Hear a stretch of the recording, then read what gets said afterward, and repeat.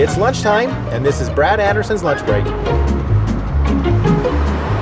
Here in Redmond, we're visited by some of the smartest people on the planet, pretty much every day.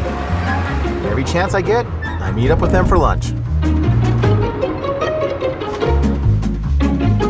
Today, I'm meeting up with Microsoft veteran and industry icon, Kurt Delbene, the Executive Vice President of Strategy and Operations at Microsoft.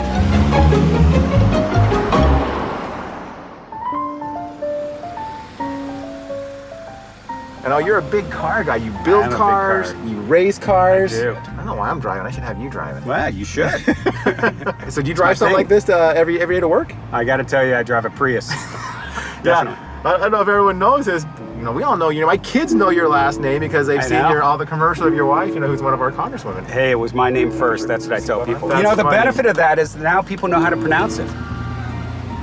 Yeah, your wife obviously in the game, but you're no stranger to politics either. I'm sure you're probably too humble to say this, but what was it like to get that phone call that says, "Hey, Kurt, we need you to come and save healthcare.gov"? It came actually at the breakfast room table. I saw the New York Times article saying, kind of going through the issues, and I said to Susan, "This looks all completely preventable." And she then asked the magic question, "Well, would you be willing to help?"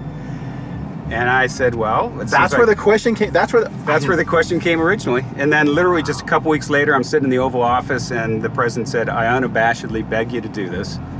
And I learned later, you don't even go into the Oval Office unless you are planning on saying yes. So I guess I gave the right answer. But it was an incredibly rewarding experience. I mean, it's great. I love building software, but the ability to kind of get people health care and know that the system that you're building is helping people in that direct way it was great.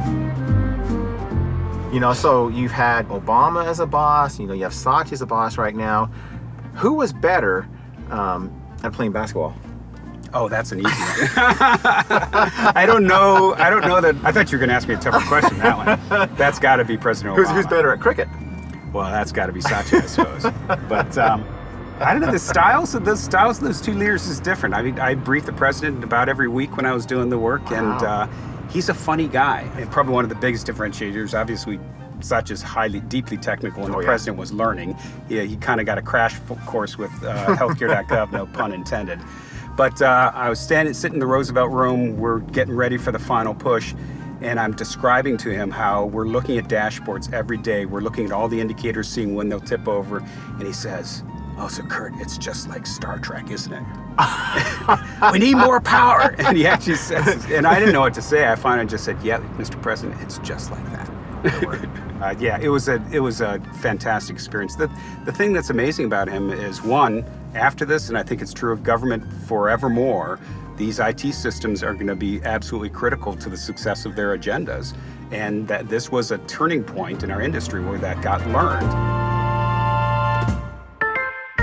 Next time on Brad Anderson's Lunch Break. And I said, Nathan, it seems that people don't want a fax machine with a touch screen on it. They just want to hit 10 digits and hit send. And his response was, "Well, at Microsoft, we don't look at market research, we just know." Contrast that now. Yeah, contrast that deeply now. Yeah. We have learned, we've come a long way since those points.